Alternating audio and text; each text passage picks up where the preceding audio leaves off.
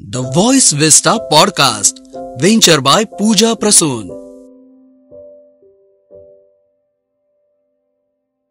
The Voice Vista proudly presents Candid Podcast Super 11, Uncut म्हणजेच Unedited Super 11, Season 2. या पॉडकास्टमध्ये माजी शिक्षण सहसंचालक श्री नितीनजी उपासने हे नाशिकच्या विकासाला चालना देणाऱ्या विविध कल्पना शोधण्यासाठी शहरातील दूरदर्शी व्यक्तिमत्वांसोबत मंथन करतायत. या एपिसोडमध्ये आज लघु उद्योग भारती नाशिकचे अध्यक्ष निखिलजी तापडिया यांच्याशी संवाद साधलाय. आज लघु उद्योग भारतीचे चॅम्पियन श्री तापडियाजी यांनी आर्थिक विकासात उद्योजकतेची भूमिका, स्थानिक व्यवसायांसमोरील आव्हाने आणि नाशिकमधील MSMEचे भविष्य याबद्दल चर्चा केली आहे. तेव्हा भारताच्या अर्थव्यवस्थेचा कणा असलेल्या MSMEच्या बहुआयामी भूमिका याबद्दल सविस्तर चर्चा ऐकण्यासाठी सुरू करूया आजचा पॉडकास्ट. नमस्कार, नितीन उपासने पुन्हा एकदा आलो. ओळखलत ना? शिक्षण विभागातल्या सेक्टरमधून काम करताना नाशिकच्या विकासावरती बोलण्यासाठी आपण पूजा प्रसूनच्या व्हॉइस विस्टा या पॉडकास्टच्या माध्यमातून संवाद साधतोय. या पॉडकास्टमध्ये एक सीझन संपला, दुसऱ्या सीझनचे पण काही एपिसोड झाले. या दुसऱ्या एपिसोडमध्ये पुन्हा आपण वेगवेगळ्या सेक्टर्सला जेव्हा आपण टच करतोय, जेव्हा आपल्या एक्सपेक्टेशन्सनुसार आपण सेलिब्रिटीज बोलवतोय, त्या कन्सेप्ट घेऊन, त्या सब्जेक्ट घेऊन, त्याच्यातल्या त्यांच्या नाशिक डेव्हलपमेंटवरच्या विचारांना घेऊन आज एक वेगळं सेक्टर घेतलं. आणि खरं म्हणजे गेल्या काही वर्षांपासून आपण बघतोय या राष्ट्रातल्या बदलाकडे. या राष्ट्रातल्या युवा शक्तीला स्टार्टअपच्या माध्यमातून प्रेरणा देण्याचं कार्य कुठेतरी केंद्र सरकार आणि शासनाकडून होत आहे. या स्टार्टअपला कुठेतरी त्यांच्या प्रशिक्षणाची, त्यांच्या फंडिंगची वेगवेगळी चालना देण्यासाठी सुद्धा केंद्र शासन मोठ्या प्रमाणावर प्रयत्न करत आहे. आणि मग अशा केंद्र शासनाच्या विविध योजनांचा परामर्श, त्याची माहिती समाजातल्या सगळ्या घटकांना, किंबहुना तुम्हाला पण व्हावी, सगळ्यांना व्हावी. आणि मग याच्यातलं कुठेतरी थोडंसं जल घेऊन आपण नाशिकच्या विकासाला ते अर्धे अर्पण करू शकतो का?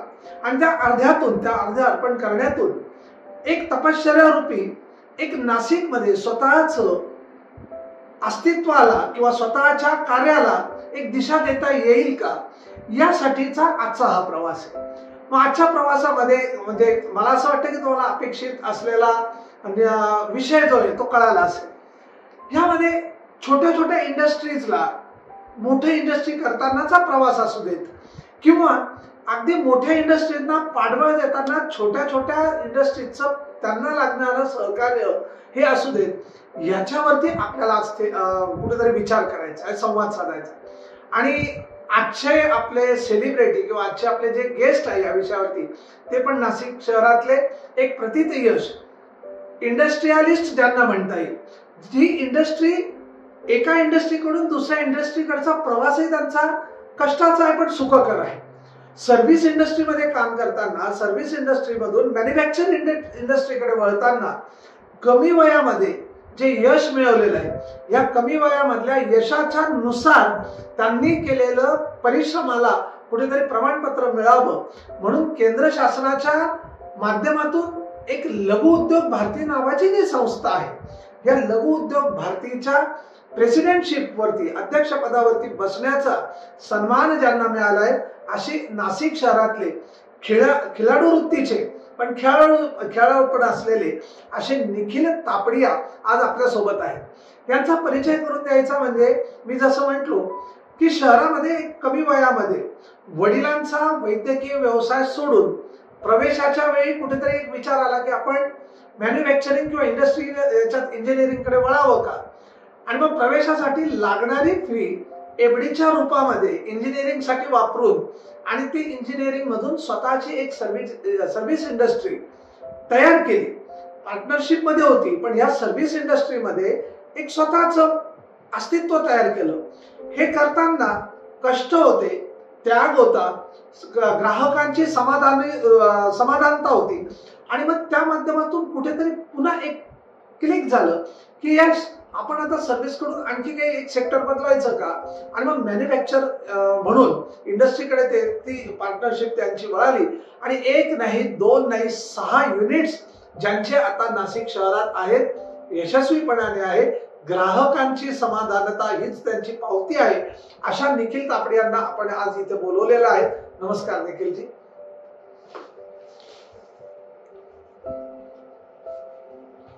लघु उद्योग भारतीचे प्रेसिडेंट म्हणून कमी वयामध्ये इंडस्ट्रीचा एक चांगला विचार घेऊन विकास करून आपण नाशिक शहरात स्वतःची एक ओळख तयार केलेली आहे. मी पुन्हा एकदा या व्हॉइस विस्टा पॉडकास्ट मध्ये आपलं स्वागत करतो.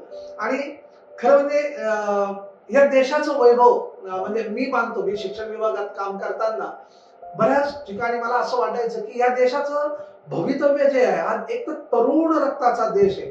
सगळ्या जगामधला तरुण देश म्हणून आपण आपल्याला ओळखला जातो. आणि अशा तरुण वर्गाला चालना देताना, चांगली एनर्जी देताना, त्यांच्याकडनं जे आपल्याला अपेक्षा आहे त्या फुलफिल करण्यासाठी त्यांना आपण गायडन्स करताना तुमच्यासारखा तरुण वर्ग जेव्हा या समाजातलं प्रतिनिधित्व करतो आणि तेही इंडस्ट्रीच्या याच्यातनं, आणि तेही एका राष्ट्रनिष्ठेवरती कार्य करणाऱ्या लघु उद्योग भारती सारख्या आपल्या उपक्रमाच्या माध्यमातून, ते निश्चितपणे कौतुकास्पद असतो. पुन्हा मी तुमचं स्वागत करतो. थोडस तुम्ही ज्या संस्थेचे प्रतिनिधित्व करता किंबहुना अध्यक्ष आहात, मला माहित आहे की आपण आधी सेक्रेटरी होता, म्हणजे या उपक्रमामध्ये आपण सेक्रेटरी पासून तर अध्यक्ष पदापर्यंतचा जो प्रवास केलेला आहे, तर नेमकं लघु उद्योग भारती म्हणजे काय हे थोडंसं सांगा. धन्यवाद उपासनाजी. मला तुम्ही आज सगळ्यांसमोर बोलवलं आणि लघु उद्योग भारती मध्ये काय संघटना काम करते याच्याबद्दल थोडी माहिती घेण्यासाठी इथपर्यंत आलो आहोत. महत्वाचं, जर का आपण यंग एंटरप्रेनरशिप बद्दल जेव्हा बोलतो तेव्हा लघु उद्योग भारती ही संघटना एकमेव ध्येय म्हणजे राष्ट्रहित, राष्ट्रप्रथम हा विचार घेऊनच संघटना पुढे जाते. आमच्या संघटनेचं ब्रीद वाक्यच आहे, राष्ट्रोद्धारो लघुउद्यमे. जोपर्यंत लघुउद्योजकांची वाढ होणार नाही, राष्ट्राचा उद्धार होणं नक्कीच, मी असं धरेल की थोडं असंभवकडे आपण नक्की जातो.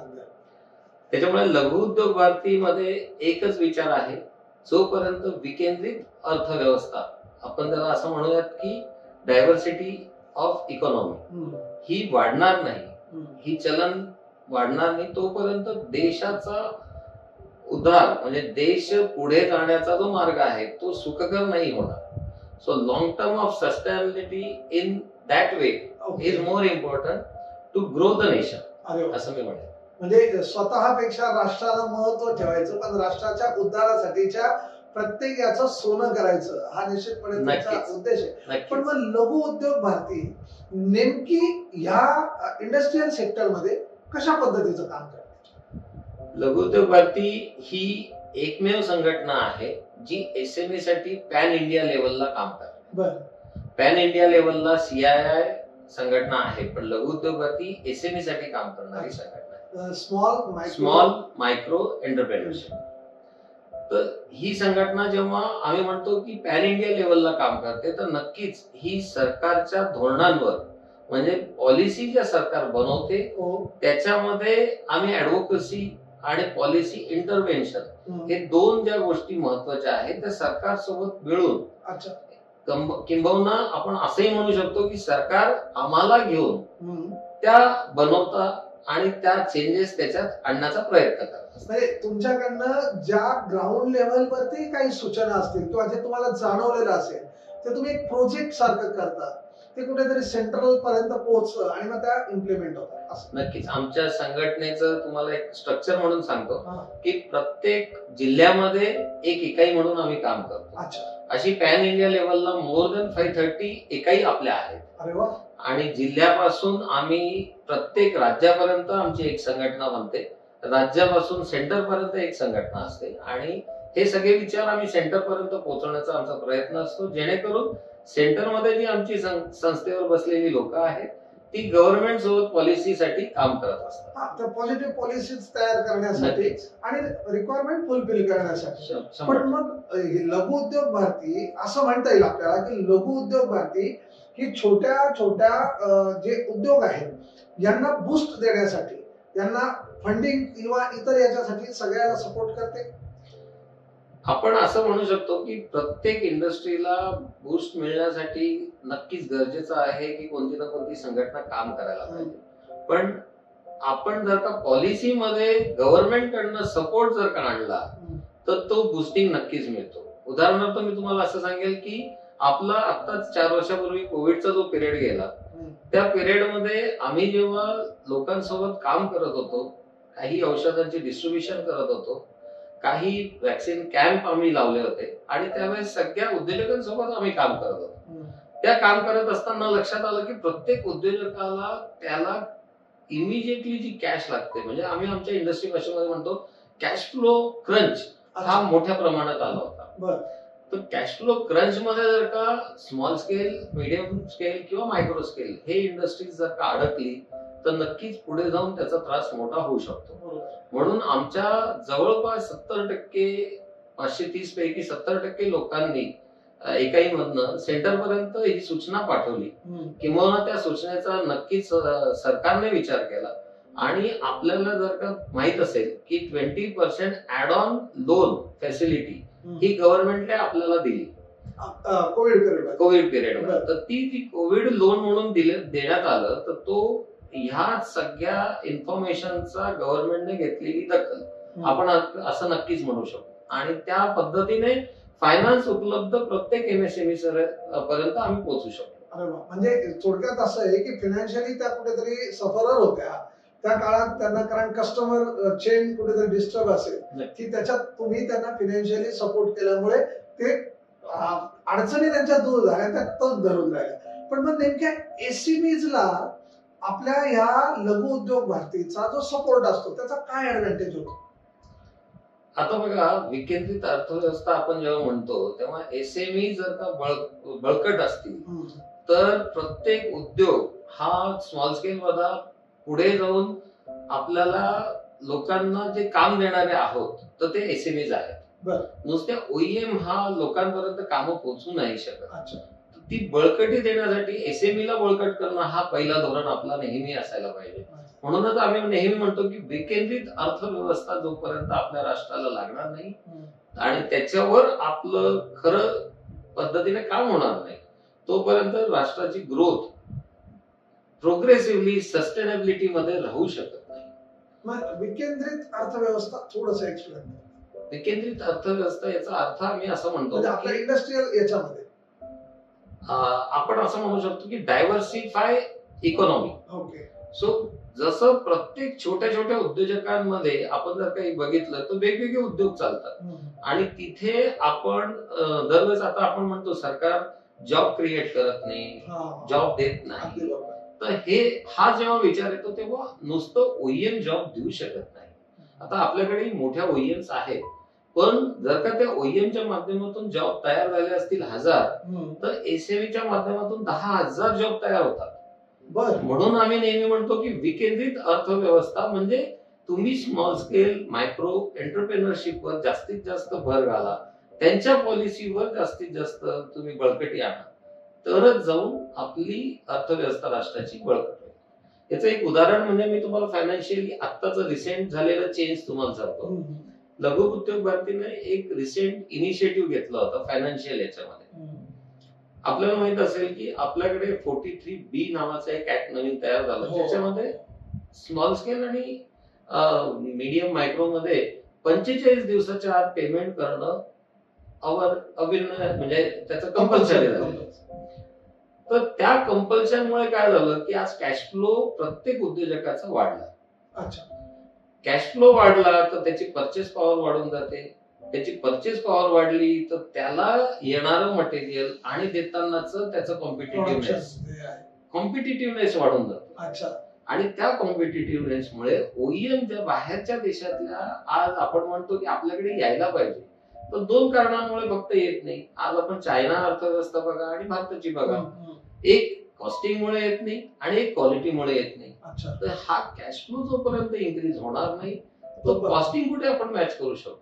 तर कॉस्टिंग मॅच करणं आणि क्वालिटी मॅच करणं हा आपला स्मॉल स्केल आणि मायक्रो मध्ये जर का चालला वारसा तर नक्कीच आपण आपली अर्थव्यवस्था पुढे घेऊन जाऊ शकतो. आणि त्याच्यासाठी लघु उद्योग भारतीने हा प्रयत्न करून हा नवीन ऍक्ट सरकारमार्फत प्रस्थापित केला आणि तो पास करणार. आणि तो पास झाला. आणि 1 एप्रिल पासून आपण बघतोय की सगळ्या उद्योजकांना तुम्ही जर का विचाराल तर सगळेजण हॅपी आहेत त्याला. ते आनंदी झाले त्यांच्या बरोबर. याचाच आहे.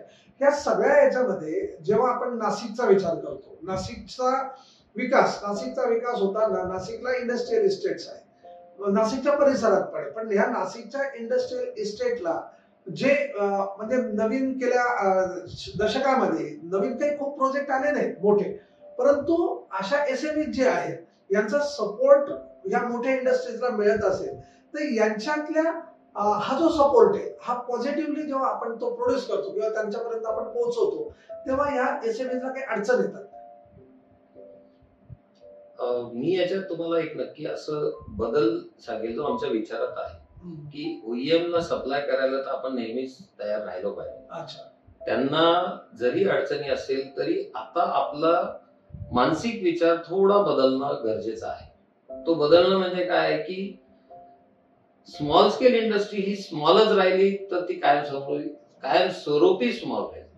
तर आपण हा विचार का नाही करत की आपण स्मॉल आहोत तर आपण कधी ओईएम बनणार, आपण कधी युनिकॉर्न बनणार. ओके. आणि आपण जर का त्या युनिकॉर्न आणि ओईएम पर्यंत स्वतःला नेलो तर नक्कीच एसएमई अजून पुढची नवीन तयार होईल. जसं तुम्ही केलेलं आहे तुमचा प्रयत्न चालू आहे. तुमचा युनिट आधी जो तुम्ही सर्व्हिस कडनं तुम्ही जो मॅन्युफॅक्चर कडे वळाला हा त्याचाच एक भाग आहे आणि त्याच्यात तुमचा आदर्श निश्चितपणे या युवकांना मिळेल. पण आता मी पुन्हा त्या नाशिकच्याच विचारत होतो की नाशिकमध्ये हवा चांगली आहे, नाशिकमध्ये पाणी मुबलक आहे, नाशिकमध्ये ग्रीनरी आहे, नाशिकमध्ये सपोर्टिंगला काही इंडस्ट्रीज आहे, उदाहरणार्थ फार्मास्युटिकल आहे, उदाहरणार्थ ऍग्रिकल्चर आहे, उदाहरणार्थ तुमच्या वायनरीज आहेत.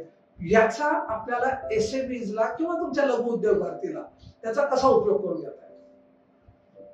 आता लघु उद्योग भारती या सगळ्यांचा जेव्हा आपण म्हणतो की कसा उपयोग आम्हाला करून घेता येईल, आम्ही करून घेता येईल, तर आम्ही एसएमई कडे बघताना मी परत म्हणेल की त्यांची मानसिकता बदलण्याचा आमचा एक प्रयत्न सतत चालू असतो. मानसिकता बदलणं म्हणजे आपले जे विचार आहेत त्यांना बळकटी आणणं. आणि त्या बळकटी आणण्यासाठी आमच्याकडे संवर्धन असा एक आम्ही उपक्रम राबवतो. संवर्धन उपक्रमाद्वारे आम्ही आपले मनाचे जे विचार आहे, आपली मानसिकता जी आहे ती मोठ्या होण्याच्या दृष्टिकोनातून आपला तो विचार सतत राहणं गरजेचं आहे असं आम्ही प्रत्येक एंटरप्रेनरच्या मनात यायला पाहिजे हा विचार मांडण्याचा एक प्रयत्न असतो. आणि जर का तसंच बघितलं तर त्यासोबत येणारे जे अपकमिंग इंजिनियर्स आहेत त्यांना आम्ही इंडस्ट्रीशी जोडण्याचा प्रयत्न करतो. लघु उद्योग भारती जर का तुम्ही बघितलं आता तर गव्हर्नमेंट ऑफ पॉलिटेक्निक यांच्यासोबत एमओयू झालाय. आमचा एमओयू जर का बघितलं तर अजून जवळपास 100 कॉलेज आमच्या सोबत या एका कार्यक्रमाद्वारे जोडले गेलेले आहेत लघु उद्योग भारतीला. आणि भोसला मिलिटरीची सुद्धा जी टेक्निकल टीम आहे त्यांचा सुद्धा एमओयू आमच्या सोबत झालेला आहे. तर ह्या कारकिर्दीत आम्ही असा बघतो की येणारे जे उद्योजक आहेत किंवा येणारे जे एंटरप्रेनर होऊ शकणारे आहेत त्यांना एंटरप्रेनरशिप डेव्हलप करण्यासाठी आपण काय मदत करू शकतो आणि ते मोठे होतील त्याच्यासाठी आपण काय मदत करू शकतो.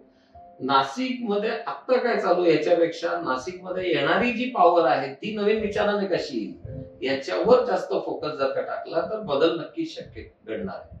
मग म्हणजे आपण असा विचार करू की आपल्याला हे जे विद्यार्थी आहेत थोडक्यात हे जे सेक्टर मधून तुमच्याकडे वळणार आहे याच्यामध्ये मग ह्या मुलांना फायनान्स असेल किंवा टेक्नॉलॉजिकल असेल किंवा एक्सपान्शन ऑफ मार्केट असेल या तिन्ही स्ट्रॅटेजीवरती आपण ट्रेन करतो का? बघा आता मी फायनान्स बद्दल तुम्हाला जसं मागे माझे उदाहरण दिले तसं ह्या विद्यार्थ्यांना जेव्हा आम्ही एका इंजिनिअरिंग टॅलेंट सर्च असा एक उपक्रम राबवतो. या उपक्रमात आम्ही प्रत्येक कॉलेजचे टॉपचे जे 5 इंजिनियर्स आहेत किंवा ज्या टीम आहेत त्यांना आम्ही त्यांचा प्रेझेंटेशन देण्याचा वाव देतो. बरं. तो प्रेझेंटेशन आमचे इंडस्ट्रीचे सगळे लोक एकत्रितरित्या पाहतात आणि त्यातून जर का आम्ही पुढचा युनिकॉर्न नाशिक मधून डेव्हलप करू शकलो तर तो आमचा प्रयत्न राहतो. त्याद्वारे त्यांना आम्ही फायनान्स प्रोव्हाइड नक्कीच करू शकतो. त्याच्याशिवाय जर का आपण बघितलं की मार्केट कसा ओपन करून देतो तर लघुउद्योग भारती जसं मी आधीच बोललो की पॅन इंडिया लेवलवर काम करते. तर जवळपास ऑल ओव्हर इंडिया लेवलला आज लघुउद्योग भारतीचा एक्झिस्टन्स आहे. अच्छा. अशा प्रोजेक्टला जर का काही मार्केटिंगची नीड आहे तर आम्ही विदिन 1 क्लिक तो प्रोजेक्ट जवळपास मोर दॅन 1 लाख इंडस्ट्री पर्यंत पोहोचू शकतो. अरे वा. तर एवढी मोठी मार्केटिंगचं जर का आपली व्यवस्थाच लागलेली आहे तर अजून वेगळं काय करणं अपेक्षित. म्हणजे तुमचं मार्केट एक्सपान्शनला असा व्ह्यूज त्याच्यामध्ये स्कोप आहे. नक्की मोठा प्लॅटफॉर्म आपल्याकडे मोठा प्लॅटफॉर्म मिळतो. पण मग हा फायनान्शियली झाला, हा मार्केट, पण मग टेक्नॉलॉजिकली खरं सांगायचं तर आम्ही आता प्रत्येक कॉलेजमध्ये आमची एक वेगळी संघटना आहे जी लघुउद्योग भारती सोबत काम करते. तर प्रत्येक कॉलेजेसमध्ये त्यांचा सर्वे आत्ताच चालू आहे. मी असं म्हणणार नाही आपलं काम पूर्ण झालेलं आहे, पण जस्ट आपला सर्वे आता चालू झालेला आहे. पुढच्या 4 महिन्यामध्ये तो सर्वे कम्प्लीट होणार आहे, ज्याच्यातून आम्ही दोन्ही पद्धतीने निवड करतोय की टेक्नॉलॉजी इंडस्ट्रीला काय नीड आहे आणि टेक्नॉलॉजिकल आपल्या गव्हर्नमेंट पॉलिटेक्निक किंवा अदर जे इंजिनिअरिंग कॉलेज आहे त्यांना त्यांच्या सिलेबस मध्ये काय बदल अपेक्षित आहे.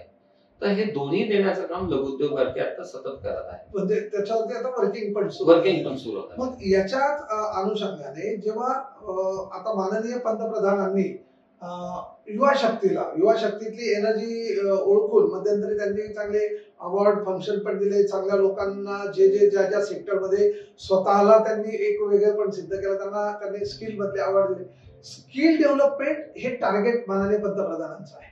पॅरलली नॅशनल एज्युकेशन पॉलिसी नवीन येते. या नॅशनल एज्युकेशन पॉलिसीचे जे मेन थीम आहे किंवा जो मेन पाया आहे तो स्किल डेव्हलपमेंट आहे आणि डिस्टन्स एज्युकेशन आहे. मग ह्या दोघांना कोलॅबोरेट करताना म्हणजे स्किल डेव्हलपमेंट आणि जोडीला त्यांना एक प्लॅटफॉर्म म्हणजे कुठेही त्यांना डिस्टन्स एज्युकेशनच्या बाबतीत अवेलेबिलिटी देताना आपल्याला लघु उद्योग भारतीच्या मार्फत अशी एखादा सिलेबस, असं एखादं काही ट्रेनिंग मॉड्यूल, अशी एखादी पुस्तिका ITI, पॉलिटेक्निक किंवा ज्या विद्यार्थ्याला तुमच्या याच्या SME कडे यायचंय अशांना आपल्याला देता येईल का, आणि येणार असेल तर आपण ती तशी काही प्रपोजल आहे?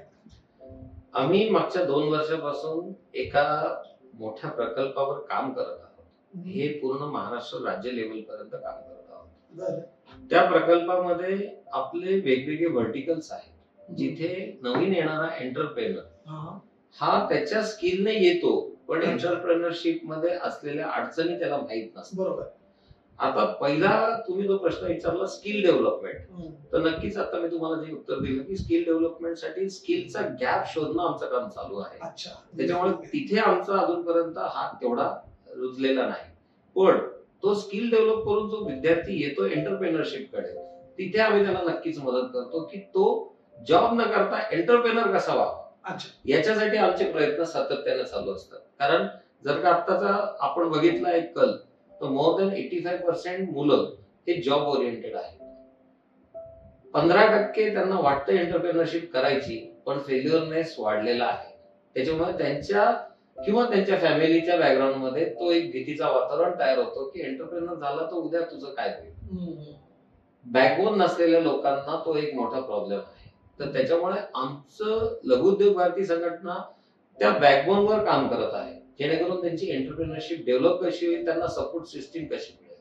आणि मी जसं बोललो की जिल्हा स्तरीय नसताना महाराष्ट्र प्रदेश लेवलला आम्ही एक पुस्तिका छापतो आहोत, ज्याच्यामध्ये एंटरप्रेनर घडताना त्याला येणाऱ्या अडचणी, मग त्या MIDCच्या लँड रिलेटेड असो, MSMEच्या रिलेटेड असो, लोन प्रक्रिये बँकिंग संदर्भातल्या असो, साधा मुद्दा म्हणजे ESIC PF रिलेटेड गव्हर्नमेंटच्या काही असो, अशा सगळ्यांवर आम्ही एक पुस्तिका बनवलेली आहे आणि ती पुस्तिका लवकरच प्रकाशित होणार. ती आपण मुलांपर्यंत सगळ्यांपर्यंत ती पोहोचवणार. जे नवीन येणारे एंटरप्रेनर, जसं MSME ला आपण एंट्री घेतली की SSI सर्टिफिकेट असतो, तर SSI सर्टिफिकेट सोबत ती पुस्तिका आपण देणार. खूप छान होईल. इनिशिएटिव्ह आहे तो. अगदी म्हणजे ह्या माध्यमातून जे आपला एक MCVC नावाचा जो कोर्स आहे किंवा थोडक्यात प्रोफेशनल कोर्सेस जे आहेत, मग त्याच्यामध्ये या प्रोफेशनल कोर्सेस मध्ये येणाऱ्या विद्यार्थ्यांना आज असं कुठेतरी वाटतं की यार भविष्य काय, मला नेमकं माझ्याजवळ तर एवढा फंड नाही की ज्याच्यातून मी एखादी छोटीशी संस्था उभारू शकेल, माझ्याजवळ टेक्निकल नॉलेज आहे पण माझ्याजवळ आत्मविश्वास नाही, मला असं वाटतं की ही पुस्तिका निश्चितपणे अशी उभी राहू शकेल. हे जे सगळे प्रयत्न केले, अशी तुमचं एखादं उदाहरण आहे का की ज्याच्यातून शून्यातून त्याला तुम्ही एक बूस्ट दिला आणि ते एक आपल्यासाठी एक लँडमार्क झाला वेगळा? असे उदाहरणं तर आमच्याकडे भरपूर आहेत. कारण लघु उद्योग भारती संघटनेमध्ये जे लोक काम करत करत पुढे आले त्यांना हा ऑटोमॅटिक बूस्ट मिळत गेला. आताही सातत्याने आमचा तो प्रवास चालूच आहे. इंजिनिअरिंग टॅलेंट सर्च जे मी तुम्हाला सांगितलं, तर त्या टॅलेंट सर्च कार्यक्रमामध्ये आमच्या सोबत नाशिक मधले मोठे उद्योजक सुद्धा जॉईंट हँड घेत आहेत आणि ते उद्योजक त्यांना फायनान्शियली हेल्प करायला सुद्धा तयार आहे. अशा प्रोजेक्ट ज्यांना फायनान्शियल हेल्प पाहिजे, ज्यांना नीड आहे, त्या प्रोजेक्टला ते फायनान्स उभं करून त्या प्रोजेक्टला मोठं करण्याच्या दृष्टिकोनातून त्यांनी आम्हाला हातभार सुद्धा लावलेला आहे. तर आपल्या नाशिकमध्ये असे 5 मोठे उद्योजक आहेत ज्यांनी आमच्या ह्या कार्यक्रमाला सपोर्ट केलेला आहे. या व्यतिरिक्त आमचे जे जुने पदाधिकारी आहेत त्यांचा अनुभव जर का तुम्हाला सांगितला तर आज लघुउद्योग भारतीमधनं ते हळूहळू त्यांचा बिझनेस मोठा केला आणि 53 राष्ट्रापर्यंत सुद्धा ते आज एक्सपोर्ट करत आहे. मारुती कुलकर्णी त्यांचं नाव आहे आणि अगदी लहान उद्योगापासून इंडस्ट्री कुठली त्यांची इंडस्ट्री सिन्नरला आहे आणि ते पार्टनरशिप फर्म मध्ये आहे. आधी ते कार्यरत होते एका मोठ्या OEM सोबत. त्यांनी लहान इंडस्ट्री पासून सुरुवात केली आणि आज 53 देशांमध्ये ते एक्सपोर्ट करतात. अशी उदाहरणं आपल्या लघुउद्योग भारतीमध्ये तर खूप आहे. मग मला असं वाटतं की तुमची जी ट्रेनिंग मॉड्यूल तयार होईल त्याच्यात ह्या लोकांना ऍज अ रिसोर्स म्हणून जर हे आले पुढे, तर एक तर आयडॉल समोर उभे राहिले की यांना प्रेरणा मिळेल आणि तुमच्यासारख्या लोकांमधून एनर्जी मिळाली की तशी आणखी लोक निश्चितपणे तयार होईल. नाशिकची डेव्हलपमेंट होताना नाशिकच्या एक 2-3 ऍस्पेक्ट कडे कुठेतरी आपलं दुर्लक्ष होतं. म्हणजे दुर्लक्ष नाही म्हणता येणार, पण SME बेस म्हटला की आपण मेकॅनिकल वगैरे हे कुठेतरी धरतो, पण मग ऍग्रिकल्चरल सेक्टर आहे, मग ते फार्मास्युटिकल सेक्टर आहे, ते वायनरी सेक्टर आहे. या सेक्टरमध्ये SMEचा रोल कितपत कसा असतो? 100% SMEचा रोल आहे, पण अवेअरनेस फार कमी आहे. अजूनही त्या सेक्टरला आपण शेती उद्योग म्हणून बघतो. अच्छा, इंडस्ट्री म्हणून नाही बघत आणि तो मोठा गॅप तयार होत आहे. जर का आता बघा आपल्या गव्हर्नमेंटने एक चांगली पॉलिसी दिलेली आहे, 1 प्रोडक्ट 1 डिस्ट्रिक्ट. ह्या पॉलिसीच्या माध्यमातून नाशिक डिस्ट्रिक्ट मध्ये एक प्रोडक्ट सिलेक्ट केला गेला आणि त्या प्रोडक्ट सिलेक्शन नंतर जर का त्या प्रोडक्टला आपण काही स्पेशल कॅटेगरी म्हणून काही पॉलिसी देऊ नाही शकलो, गव्हर्नमेंट कडनं काही एक्स्ट्रा फॅसिलिटी देऊ नाही शकलो, तर तो प्रोडक्ट पूर्ण जगतात कसा जाईल? बरोबर, शक्यच होणार नाही. आता नाशिकमध्ये तुम्ही जर का बघितलं तर ऑनियन आहे. ऑनियन उत्पादन भरपूर आहे, पण इनडायरेक्ट ऑनियनच्या प्रोसेस युनिट किती आहेत? ऑनियनवर काम करणारे लोक प्रोसेस युनिट मध्ये किती आहेत? तर त्या प्रोडक्टला तुम्ही इंडस्ट्री म्हणून जेव्हा बघायला लागाल तरच ती इंडस्ट्री मोठी होईल. तर याच्यासाठी नाशिकमध्ये नक्कीच काम करणं गरजेचं आहे. दुसरं आपण जर का बघितलं, सेंट्रल गव्हर्नमेंट दरवेळेस आपल्याला म्हणते की आपल्याकडे मिलेट्स मोठ्या प्रमाणात आहे. नाशिकमध्ये तर मिलेट्स भरपूर आहे. मग नाशिकची इंडस्ट्री मिलेट स्वरूपात मोठी का नाही होते?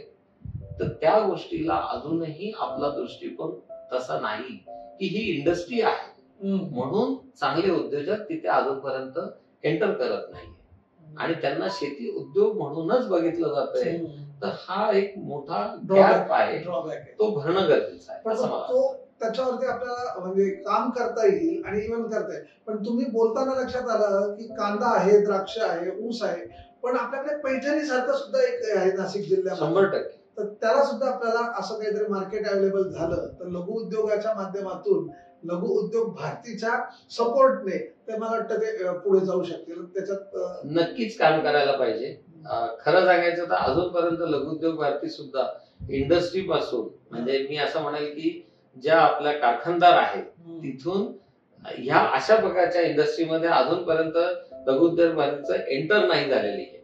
पण जर का ही संकल्पना आपली तिथपर्यंत पोहोचली आणि ते उद्योजक सुद्धा जर का आपल्यासोबत आले तर नक्कीच त्यांचे जे काही प्रॉब्लेम्स आहेत आम्ही सेंट्रल गव्हर्नमेंट मांडण्याचा प्रयत्न करू. आणि हे नक्कीच सांगू शकतो की एखादी गोष्ट इम्प्लिमेंट व्हायला कदाचित वेळ लागेल, पण लघुउद्योग भारतीने जर का एखादी गोष्ट घेतली तर ती पूर्णत्वास नेते, हे नक्की आहे. मी तुम्हाला एक छोटं उदाहरण सांगेन. अटल बिहारी वाजपेयी जेव्हा पंतप्रधान होते त्या काळात एमएसएमई मिनिस्ट्री ही सेपरेटली डेव्हलप झाली आणि ही डेव्हलप होण्यामागे लघु उद्योग भारतीचा मोठा हातभार आहे.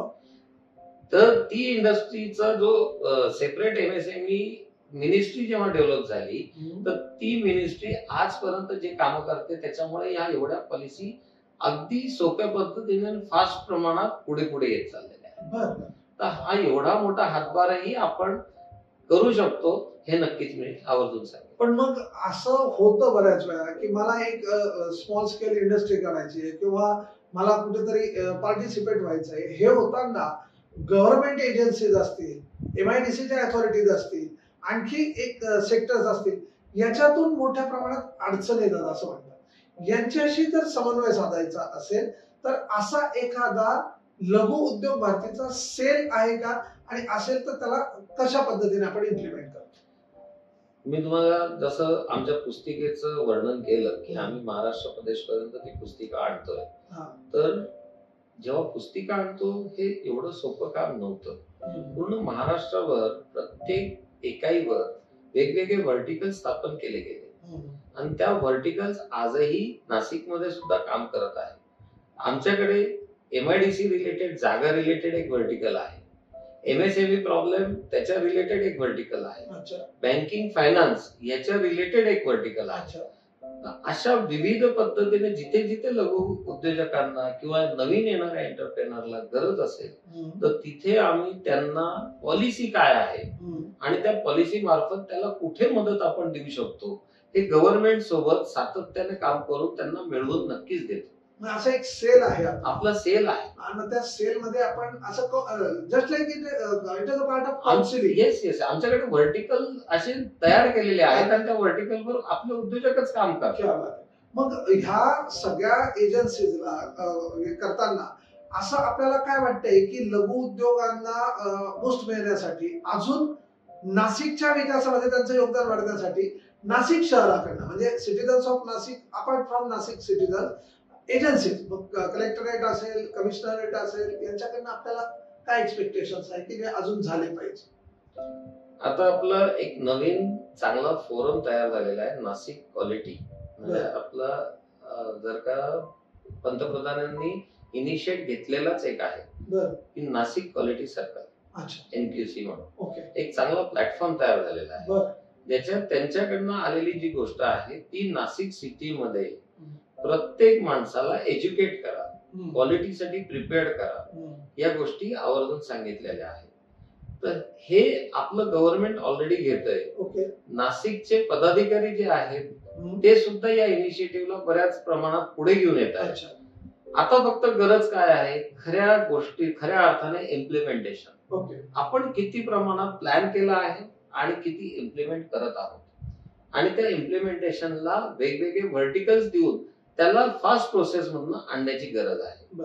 तर लघुउद्योग भारतीला आता असंच वाटतं की सिस्टीम आखली गेलेली आहे सरकारकडनं आणि कामही करतोय, पण ती फास्ट इम्प्लिमेंट कशी होईल जेणेकरून त्याच्यातले बारीक बारीक जे प्रॉब्लेम्स आहेत, छोटे मोठे जे प्रॉब्लेम आहेत ते नक्कीच सॉल्व्ह होतील.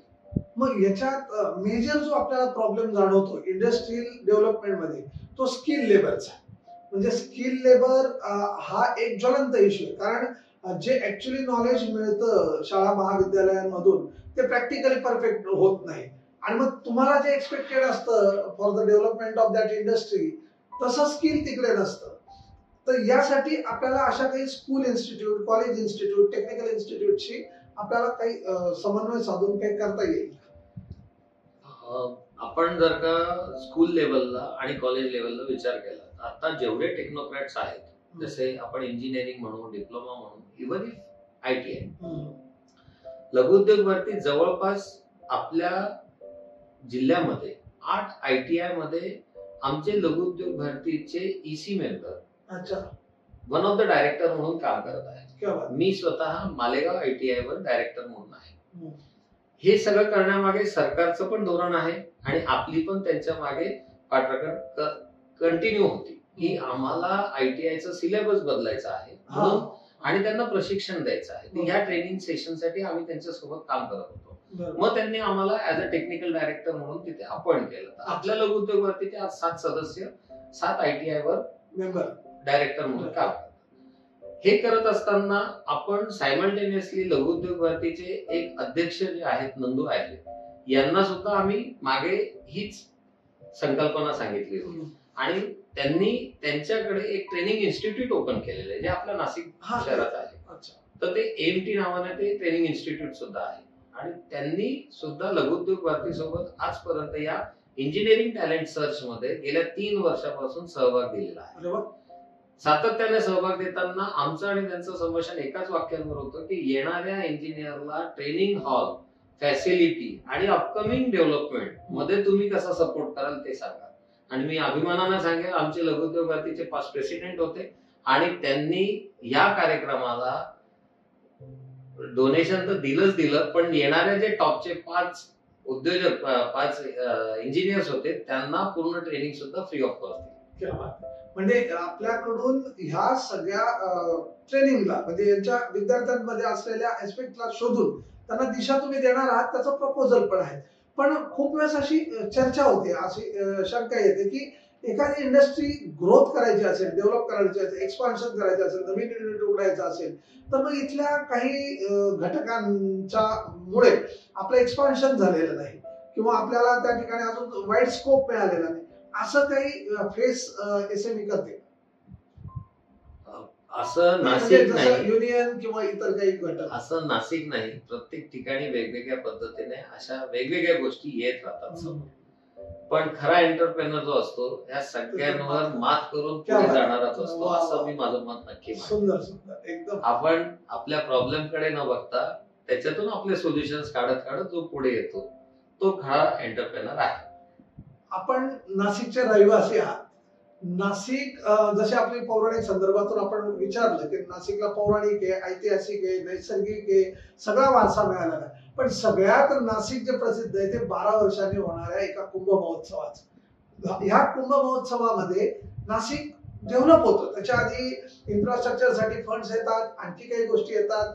या सगळ्या गोष्टींच्या माध्यमातून स्मॉल स्केल इंडस्ट्रीज असू देत किंवा आपली उद्योग भारती असू देत, लघुउद्योग भारती, याला विश्वासात जर घेतलं तर त्या सेक्टरला आवश्यक असलेल्या कुंभाच्या बजेटमध्ये काही प्रोव्हिजन्स देता येतील. अशा कुठल्या प्रोव्हिजन्स आपल्याला एक्सपेक्टेड आहे की या फंड्स मधून किंवा सरकारकडनं जर मिळाल्या तर लघुउद्योग भारती ह्या SME ला सपोर्ट करू शकते. आता जर का आम्हाला या पर्टिक्युलर ऍक्टिव्हिटी मध्ये सहभाग आमचा घेतला तर मी नक्कीच म्हणेल की लघुउद्योग भारती पहिली गोष्ट सगळ्यात आधी जी मागणी करेल ती MIDC ची लँड अवेलेबिलिटी. जर का आपल्याकडे आज जागाच उपलब्ध नसेल तर उद्योग वाढणार कसे? बरोबर. नवीन उद्योग येण्यासाठी जागा कशी उपलब्ध होईल हा आपल्याकडे फार मोठा तुटवडा आहे. तर जागा उपलब्ध करण्यासाठी जेव्हा आपल्याकडे फंड येतात तेव्हा नाशिकचा आपण व्यास कसा वाढवू शकतो आणि तो व्यास वाढवताना इन्फ्रास्ट्रक्चर आणि जागा या दोघांवर काम कसं करणार. कारण आज आपल्याकडे समजा एअरपोर्ट तयार आहे, बऱ्याच एअरलाईन चालू झालेल्या आहेत, पण एअर कनेक्टिव्हिटी आणि रेल्वे कनेक्टिव्हिटी जर का इंडस्ट्रीला ट्रान्सपोर्टेशन स्वरूपात उपलब्ध झाली तर इझी वे ऑफ ट्रान्सपोर्टेशन, मालाची ने-आण करणं ही सोपी होणं फार मोठी गरज आहे. आपण एका बाजूला म्हणतो आपण एक्सपोर्ट करायला पाहिजे, राष्ट्रहित आपल्या एक्सपोर्ट जास्तीत जास्त व्हायला पाहिजे. पण जर का मी इथून परत राज्यातच मटेरियल पाठवू नाही शकत लवकरात लवकर तर एक्सपोर्ट कसं होईल आणि कशा पद्धतीने ती फास्ट कनेक्टिव्हिटी आपल्याला मिळू शकेल. आणि दुसरं म्हणायचं झालं तर आज गव्हर्नमेंट डिफेन्स सेक्टरवर काम करत आहे. तर ह्या निधीचा कुठेतरी वापर आपण डिफेन्स सेक्टर उभं करण्यासाठी करू शकतो का? आज आपल्याकडे एवढ्या वर्षापासून HL आहे. HL सोबत अजून डिफेन्सची नवीन सेक्टर का ओपन नाही झाली? गव्हर्नमेंटने आज डिफेन्स क्लस्टरची नाशिकमध्ये घोषणा केली, पण उभं कधी होणार? मग ह्या विषयांसोबत जर का आपण ह्या पूर्ण कुंभमेळ्याचा निधीचा वापर केला तर कुंभमेळ्याचं तर नक्कीच चांगलं होणार. त्यासोबत पुढचे 12 वर्ष इंडस्ट्री मोठी झाली तर नाशिकही मोठं होणार. अगदी बरोबर आहे. म्हणजे याच्यातून एक लक्षात येतं की कुठेतरी आपलं नेतृत्व जे आहे, या नेतृत्वाची दिशा जर आपल्याला मिळाली, नेतृत्वाने आपल्याला जर सपोर्ट केला की फिनान्शियली असू दे, मेकॅनिकली असू दे, आणि मग ह्या सगळ्या याच्यातून फार त्यांनी जागा देण्यापासून तर त्याला सस्टेन होण्यापर्यंतची सगळी जर त्यांनी कपॅसिटी बिल्डिंग ज्याला म्हणता येईल केली तर नाशिकची ग्रोथ होईल आणि लघु उद्योग भारती याच्यामध्ये की पर्सन म्हणून नक्कीच काम करेल अशी अपेक्षा मला वाटतं मी बाळगतो. आणि खरं म्हणजे एक तरुण उद्योजक म्हणून आम्ही तुमच्याकडे पाहतो. हा तरुण उद्योजक एक मोठ्या म्हणजे एका क्षेत्रातून दुसऱ्या क्षेत्रात उडी मारताना कुठे दचकला नाही, घाबरला नाही, आत्मविश्वासाने सामोरा गेला आणि स्वतःचे 1 नाही 2 नाही 3 नाही 6 युनिट उभे केले. तर ह्या नाशिक शहरातल्या होऊ घातलेल्या उद्योजकांना, येऊ घातलेल्या युवा वर्गाला आपण काय संदेश द्या? येऊ घातलेल्या उद्योजकांना खरं सांगू तर माझ्या मते एंटरप्रेनर जो असतो तो सेल्फ बिल्ट असतो. हा, नक्कीच मी माझे अनुभव शेअर करू इच्छितो. ते कदाचित थोडे वेगळे असतील, पण त्या अनुभवाने मी गेलो आहे आणि आजपर्यंत मला जे मिळालं तो माझ्यासाठी एक सक्सेस पॅटर्न आहे. आपल्याला समाजाचं देणं असतं, हे जर का प्रत्येक एंटरप्रेनरने लक्षात ठेवलं तर समाजाचं देणं कसं देता येईल या विचाराने जर का आपण पुढे येत राहिलो कोणत्या ना कोणत्या पद्धतीने, तर नक्कीच त्याच्या उद्योजकतात त्याला कधीही असफलता मिळणार नाही. हे मी माझ्या अनुभवावरनं सांगेन. तर समाजाचं देणं कसं देता येईल, जसं आज मला हा चान्स मिळाला लघु उद्योग भारतीमध्ये काम करताना आणि राष्ट्राला काहीतरी माझ्याकडनं एक खारीचा वाटा देताना, तसं प्रत्येकाने काही ना काही समाजाला देत राहणं, असाच मी माझा अनुभव शेअर करेल आणि त्यांनी तो द्यावा हे नक्कीच सांगेल. आणि तो दिल्याने आपल्या सोसायटीची, आपल्या शहराची नक्कीच अर्थव्यवस्था वाढेल आणि विकास होईल. आपण जर का आपल्या शेजाऱ्याला मोठं केलं तर आपोआप आपण मोठं होतो. अरे वा, हे नक्कीच सांगेल. तर मला असं वाटतं की एका उद्योजकाने, तरुण उद्योजकाने राष्ट्राची गरज, राष्ट्रावरती असलेल्या निष्ठेपोटी आणि समाजाचा मी काहीतरी देणं लागतो, समाजाच्या देण्यातून मी माझा एक खारीचा वाटा या राष्ट्राला द्यावा.